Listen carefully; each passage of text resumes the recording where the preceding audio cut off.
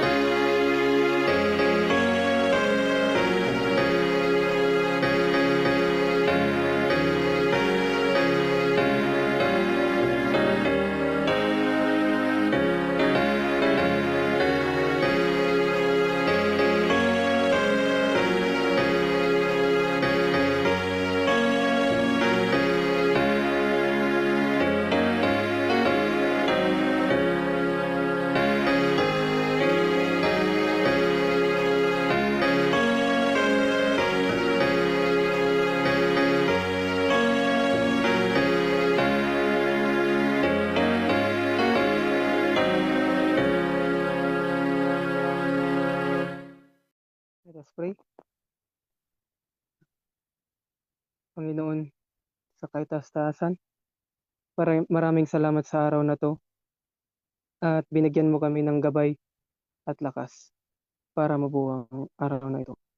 Sa gabing ito ay we would like to ask for your wisdom and guidance that these words of our speaker may enlighten us. Forgive us, Lord, for our transgressions of your law. And this was what we ask through your Son, Jesus Christ. Amen.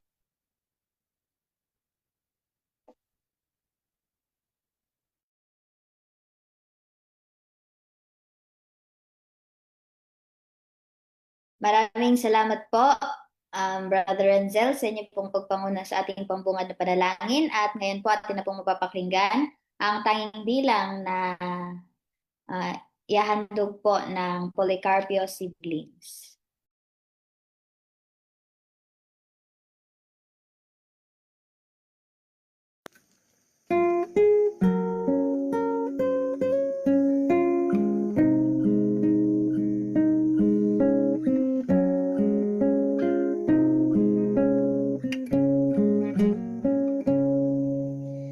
What a privilege to come into God's presence, just to linger with the one who set me free. As I lift my eyes and see His awesome glory, I remember who He is and bow the knee. Bow the knee, bow the knee. He is King of all the ages, bow the knee. God alone on His throne. See Him high and lifted up and bow the knee. Kneel before Him, all adore Him. As you live to love Him more, bow the knee.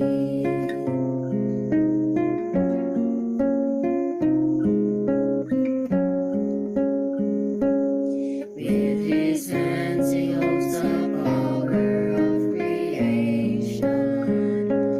With His voice He spoke and all things came to be.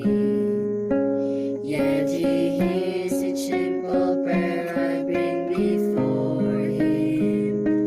When I humbly seek His face and bow the knee. Bow the knee, bow the knee. See He's King of all the ages, bow the knee. God alone on His throne. See Him high and lifted up and bow the knee.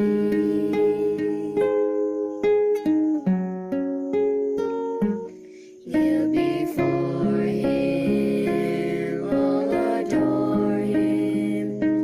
As you live to love Him more, bow the knee. Bow the knee, bow the knee. He is King of all the ages, bow the knee. God alone on His throne. See Him high and lifted up and bow the knee.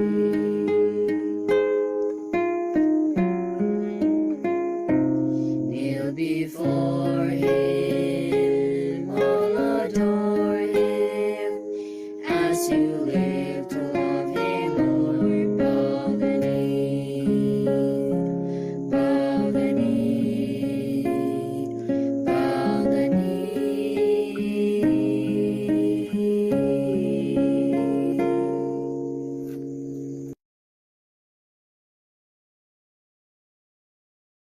Maraming salamat po, Polycarpio siblings. At ngayon po akin na pong ibibigay ang pagkakataon sa ating tagapagsalita na si Tatay Marcin Gazo. Good evening po sa lahat at happy midweek. So ang topic natin ngayon ay makita sa aklat na prayer chapter 12. So sabi dito, title niya is Prayer and Revival. Subtopic niya, revival will come only in answer to prayer.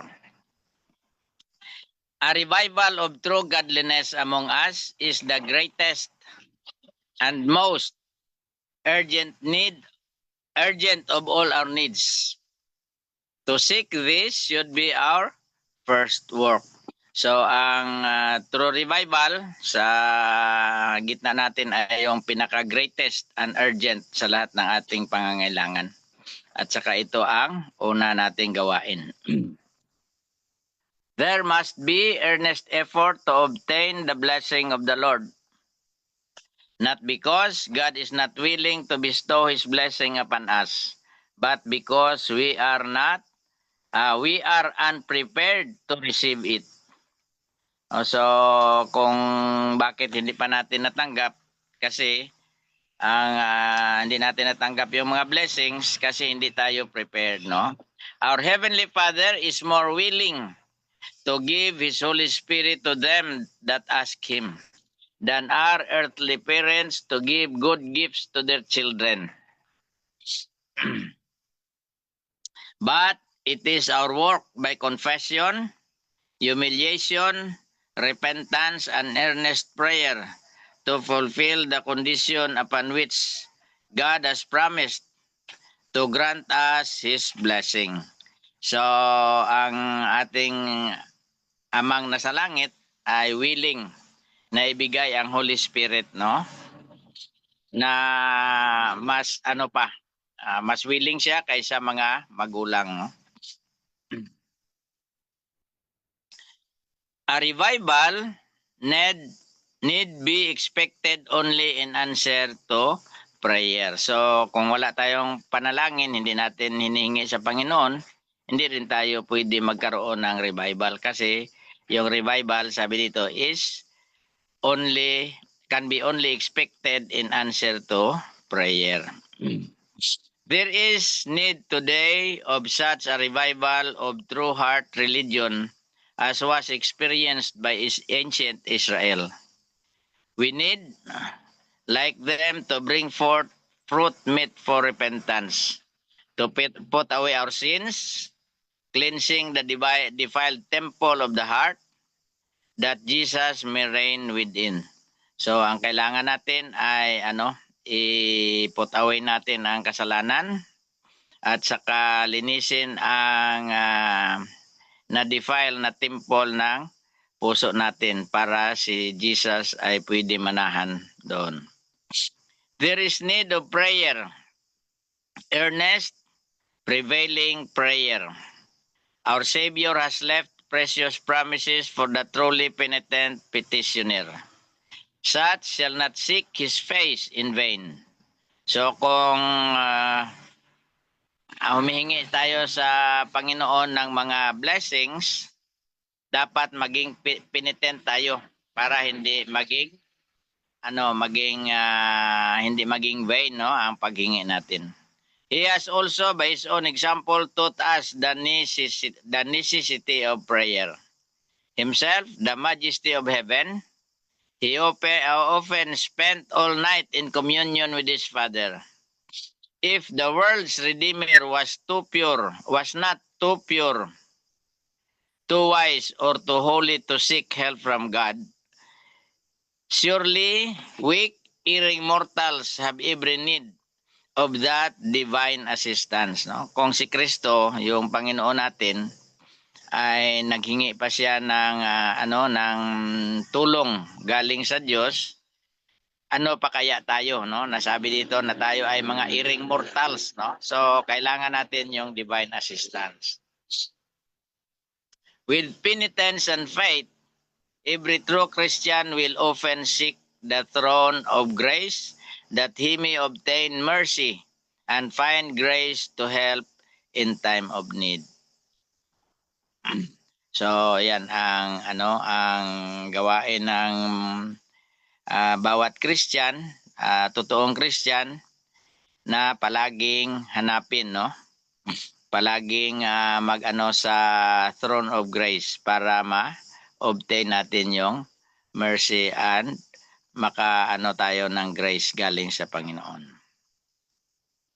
So sabi dito, sunod na subtopic, prayer brings us into connection with God. If we come to God feeling helpless and dependent as we really are, and in humble, trusting faith, make known our wants to Him whose knowledge is infinite, who sees everything in creation, and who governs everything by His will and word, He can and will attend to our cry, and will let light shine into our hearts. So, kung lumapit tayo sa Panginoon na feel natin ang ating helplessness at dependence sa Kanya, so sabi dito, He can and will attend to our cry. At saka, will let light shine into our hearts. Through sincere prayer, we are brought into connection with the mind of the infinite. So, magkaroon lang tayo ng connection sa mind ng Panginoon sa pamamagitan ng sincere prayer. We may have no remarkable evidence at the time that the face of our Redeemer is bending over us in compassion and love. But this is even so. We may not feel His visible touch, but His hand is upon us in love and pitying tenderness. So, maaari na hindi natin ma-feel yung kanyang visible touch, subalit yung kanyang kamay nasa atin, no, sa kanyang pag-ibig at sabi dito pitying tenderness. Our prayers ascend to heaven moist with Christ's cleansing blood. So ito yung another subtopic niya na yung prayer natin ay nag-ascend sa langit, no, na moist with Christ's cleansing blood. The religious services, the prayers, the praise, the penitent confession of sin ascend from true believers as incense to the heavenly sanctuary.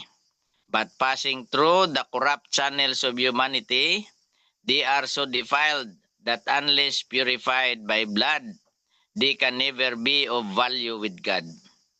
They ascend not in spotless purity, and unless the intercessor who is at God's right hand presents and purifies all by His righteousness, it is not acceptable to God. No? So ang lahat, no, mga religious services natin, prayers and praise, no, lahat ng pati penitent confession, kung hindi ma-purify ng blood ni Jesus, ay walang value sa Panginoon.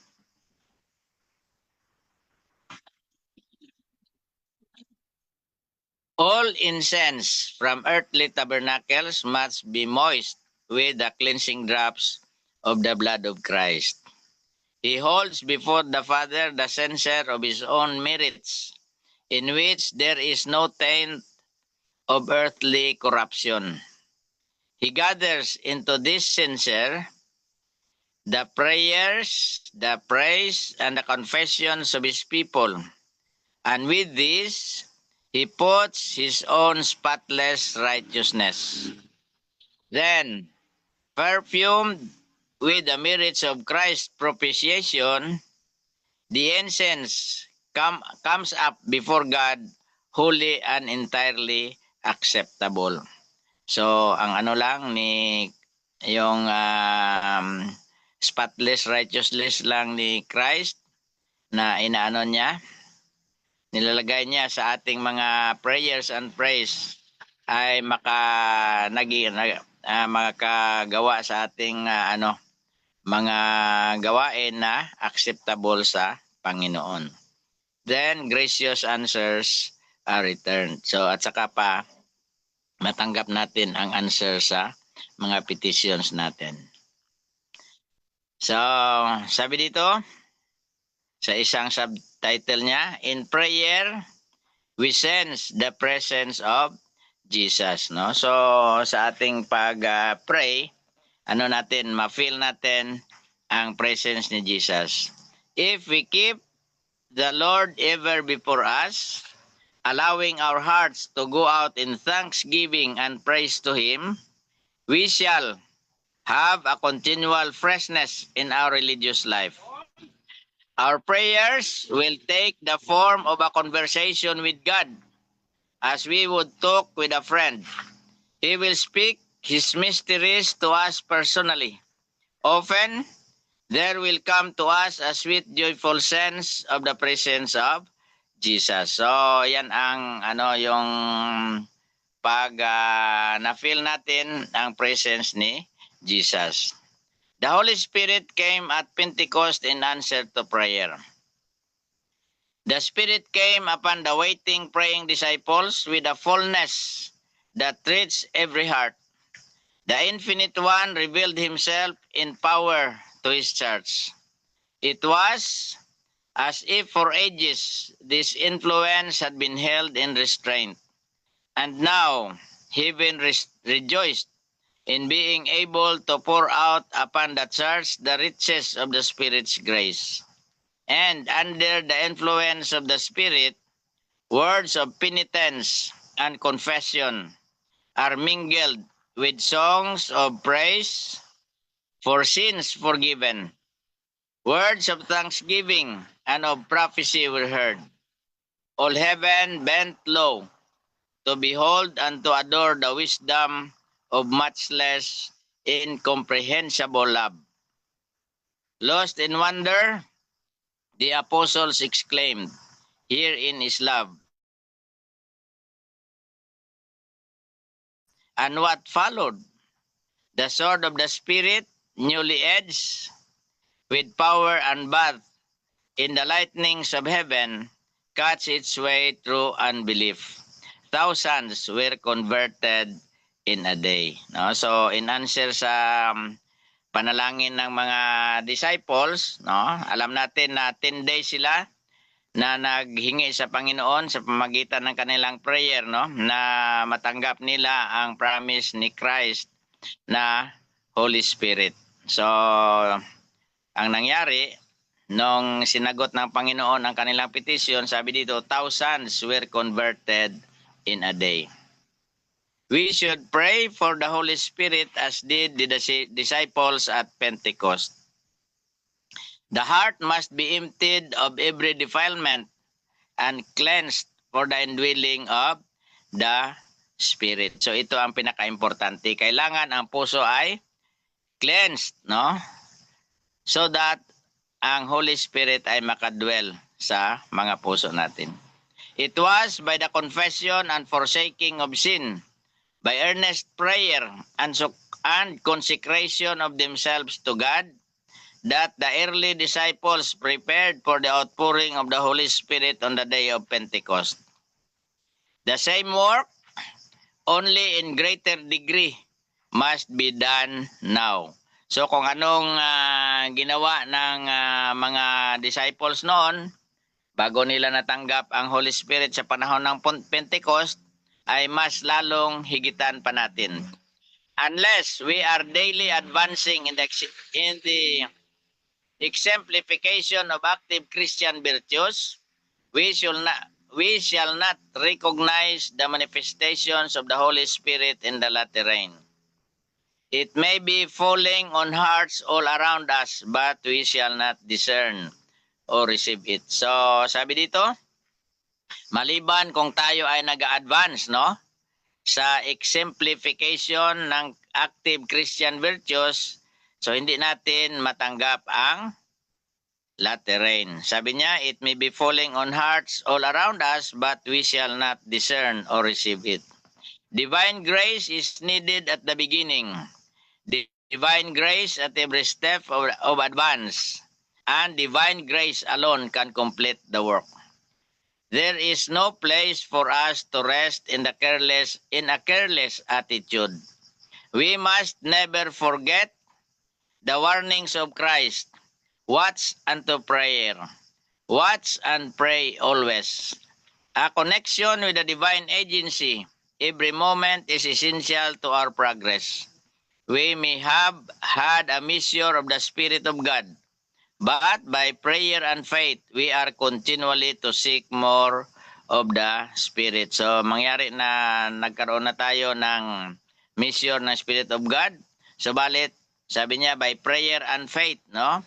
Sabi niya, we are continually. So, palagi tayong mag-seek ng Spirit, no? We should pray as earnestly for the descent of the Holy Spirit as the disciples prayed on the day of Pentecost. If they needed it at that time, we need it more today. Without the Spirit and power of God, it will be in vain that we labor to present the truth. Only to those who wait humbly upon God, who watch for His guidance and grace, is the Spirit given. The power of God awaits their demand and reception. This promised their blessings in its train. It is given according to the riches of the grace of Christ, and He is ready to supply every soul according to the capacity to receive. So, ang supply nagadepende sa capacity ng receiver. Sabi niya, pray for the latter rain. We must pray that God will unseal the fountain of the water of life, and we must ourselves receive of the living water. Let us with contrite hearts pray most earnestly that now, in the time of the latter rain, the showers of grace may fall upon us. At every meeting we attend, our prayer should ascend, that at this very time God will impart warmth and moisture to our souls. As we seek God for the Holy Spirit, it will work in us meekness, humbleness of mind, a conscious dependence upon God for the perfecting latter rain. If we pray for the blessing in faith, we shall receive it as God has promised. Sabi niya, be fervent in prayer and in the power of the Holy Ghost, or the Holy Spirit. What we need is the quickening influence of the Holy Spirit of God. Not by might nor by power, but by my Spirit, saith the Lord of hosts. Sabi niya, pray without ceasing, and watch by working in accordance with our prayers. As you pray, believe, trust in God. It is the time of the latter rain, when the Lord will give largely of His Spirit.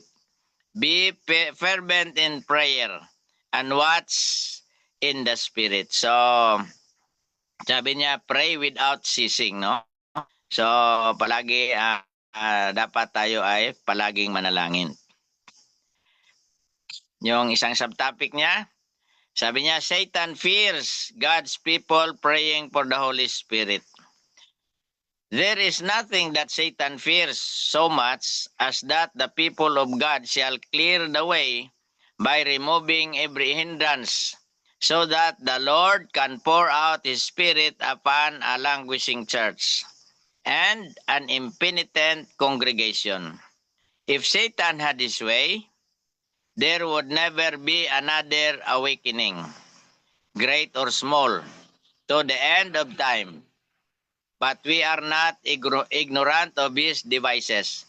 No? So, alam natin yung mga devices ng kalaban, kaya kailangan natin ang revival, no?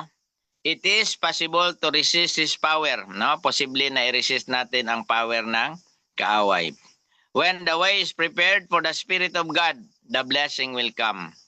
Satan can no more hinder a shower of blessing from descending upon God's people than he can close the windows of heaven that rain cannot come upon the earth.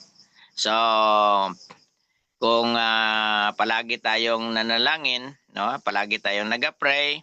So hindi mahinder ni Satan ang mga showers na bigay ng Panginoon. Wicked men and devils cannot hinder the work of God or shut out His presence from the assemblies of His people. If they will, with subdued contrite hearts, confess and put away their sins, and in faith claim His promises. The Spirit accompanies every sincere prayer. The religion that comes from God is the only religion that will lead to God. In order to serve Him aright, we must be born of the Divine Spirit. So para ma-serve natin yung Panginoon in a right way, sabi niya, we must be born of the Divine Spirit. This will purify the heart and renew the mind, giving us a new capacity for knowing and loving God. It will give us a willing obedience to all His requirements. This is true worship, no? So ito ang tunay na worship, no? Kung nagawa natin yung requirements ng Panginoon. It is the fruit of the working of the Holy Spirit. By the Spirit, every sincere prayer is indited, and such prayer is acceptable to God. Wherever a soul reaches out after God, there the Spirit's working is manifest, and God will reveal Himself to that soul. For such worshippers He is seeking. He awaits to receive them and to make them His sons and daughters. So sabi niya, kung ang prayer ay walang kasamang activity for others, sabi niya, it will lead to formalism. God does not mean that any of us shall become hermits or monks and retire from the world to devote ourselves to acts of worship. The life must be like Christ's life between the mountain and the multitude. So, dapat sundin natin yung ginawa ni Kristo, no, na bawat araw ay kahalubilo niyang multitude na nakikinig sa kanyang mga aral. At saka sa gabi ay doon siya sa Mount of Olives na naga-pray. He who does nothing but pray will soon cease to pray, or his prayers will become a formal routine. When men take themselves out of social life, away from the sphere of Christian duty and cross-bearing, when they cease to work earnestly for the Master, who work earnestly for them, they lose the subject matter of prayer and have no incentive to devotion. Their prayers become personal and selfish. No? So kung wala tayong activities, ang prayers natin ay nagiging personal and selfish, pansarili lamang. No? They cannot pray in regard to the wants of humanity or the upbuilding of Christ's kingdom, pleading for strength wherewith to work. Spiritual progress depends upon prayer. We must be much in prayer if we would make progress in the divine life. When the message of truth was first proclaimed, how much we prayed. How often was the voice of intercession heard in the chamber, in the barn, in the orchard, or in the grove? Frequently, we spent hours in earnest prayer, 2 or 3 together claiming the promise. Often the sound of weeping was heard, and then the voice of thanksgiving and the songs of praise.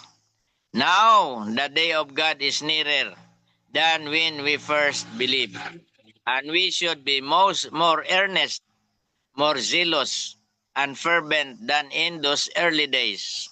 Our perils are greater now than then. So, dito, pinapakita sa atin ng Panginoon kung gaano ka-importante, no? ang pagiging prayerful sa ating buhay. Kasi ang revival ay darating ramang in answer to our prayer. So hanggang dito na lamang at magandang gabi sa lahat.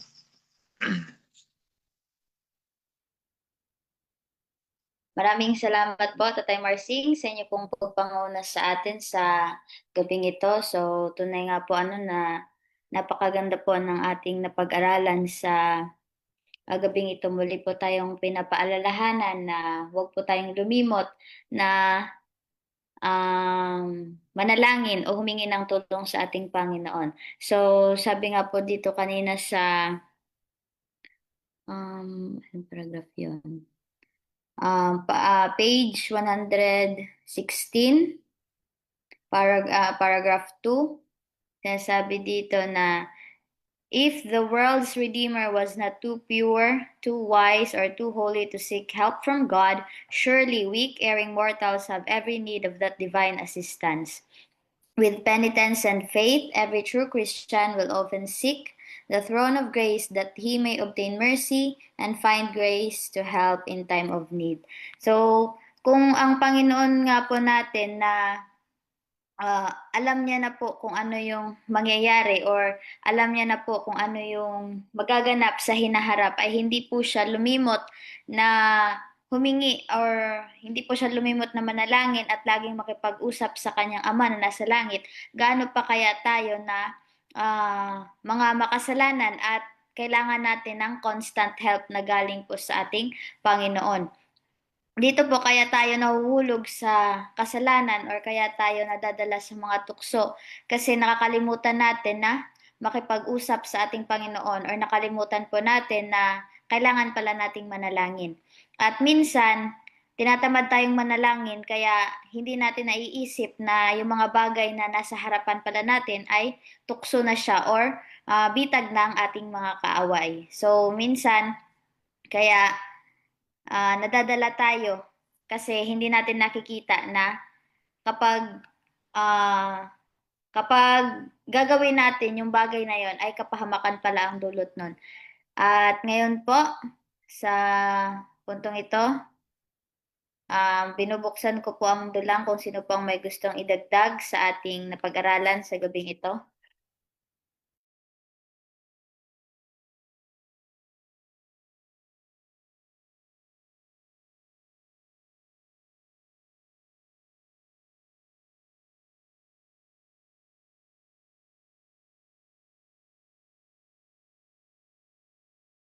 So kung wala na pong magdaragdag, mukhang malinaw na po ang ating napag-aralan sa gabing ito. Tayo na po'y dumako sa ating closing song at susundan naman po yan ang closing prayer ng ating pong tagapagsalita sa gabing ito.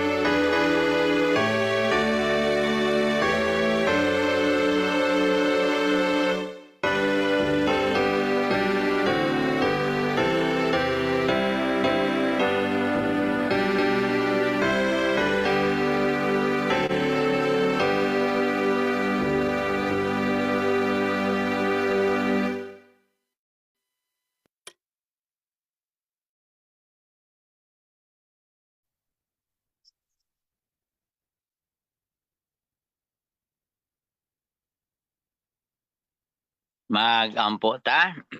Amahan nga langit nun, Diyos nga maluluyon tagiya sa among hulang mga kibuhi.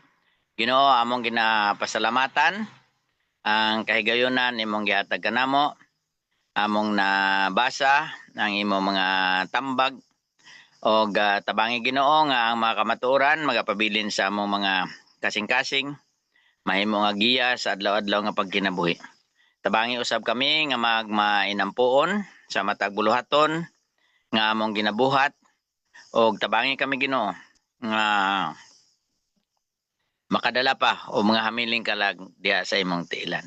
Og nining kagabhion among ginatugyan kanimo among pagpahuway nga ikaw magapadala sa manulunda sa pagbantay kanamo hangtod sa kagahon. Kining tanan among ginapasalamatan uban ang kapasayloan sa mga kasalanan among dawaton tungod lamang sa ngalan ug gahom Ginoong Hesus. Amen.